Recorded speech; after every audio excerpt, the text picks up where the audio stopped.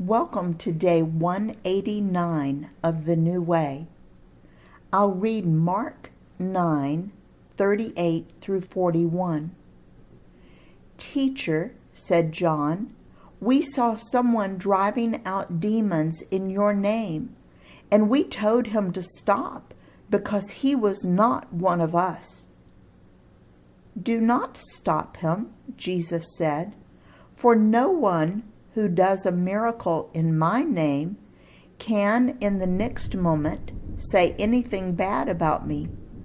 For whoever is not against us is for us. Truly I tell you, anyone who gives you a cup of water in my name, because you belong to the Messiah, will certainly not lose their reward." And I'll read Luke's version in Luke 9:49 and 50.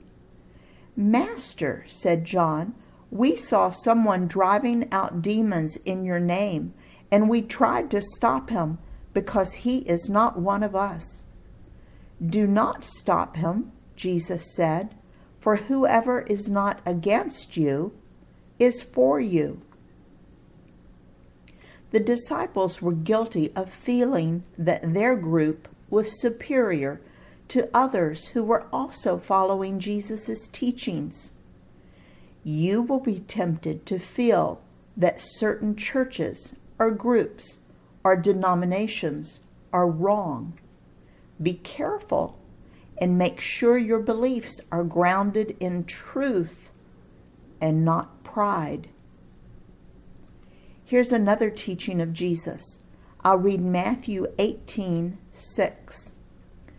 "If anyone causes one of these little ones, those who believe in me, to stumble, it would be better for them to have a large millstone hung around their neck and to be drowned in the depths of the sea."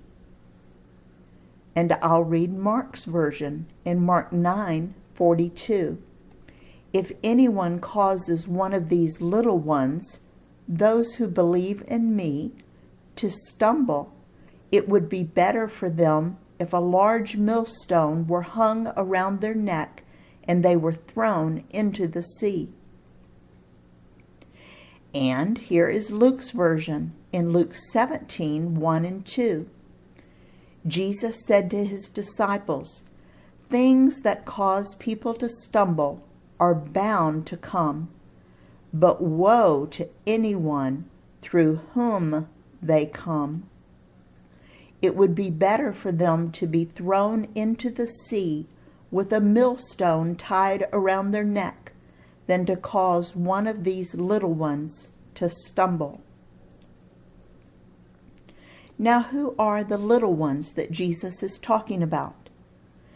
I believe he is referring to people who have recently decided to follow Jesus, or who for some reason are still immature in their faith.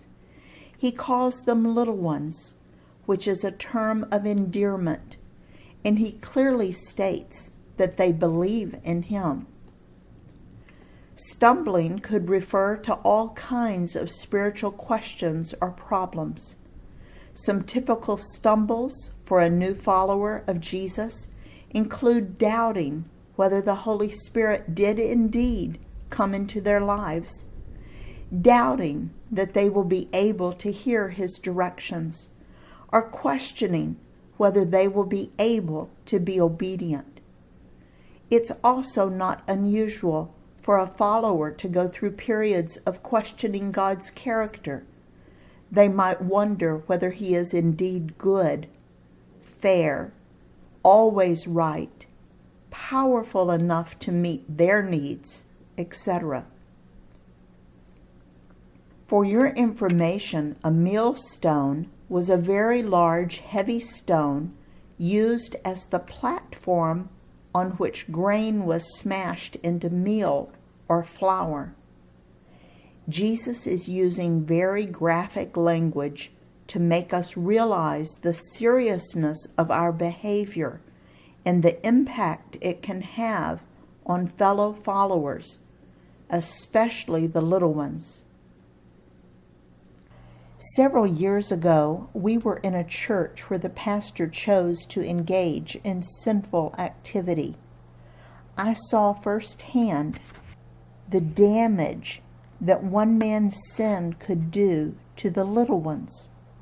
On average, it takes 10 years before people will return or give it another try. Why so long? Because we do not expect spiritual hurts from a church, but it happens.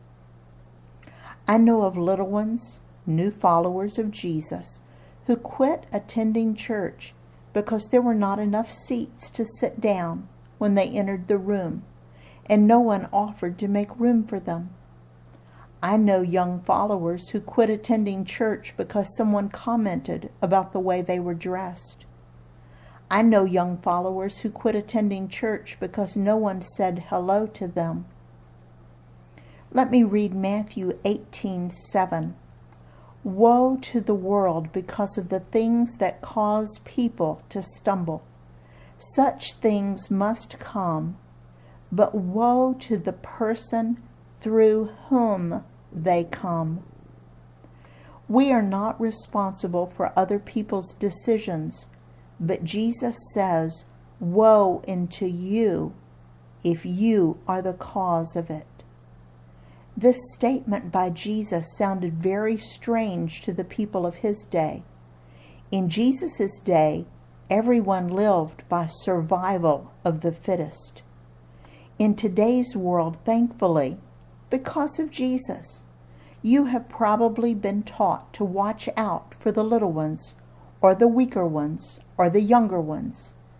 But in Jesus' day, if you were weak or small or young or sick, you just got pushed further down the slope. Food was scarce, and the survival of the fittest was the rule. Jesus turned the world upside down by his teachings. Jesus says it shouldn't be cutthroat or dog-eat-dog world. He says we should be careful around those who are weak, physically, mentally, or spiritually.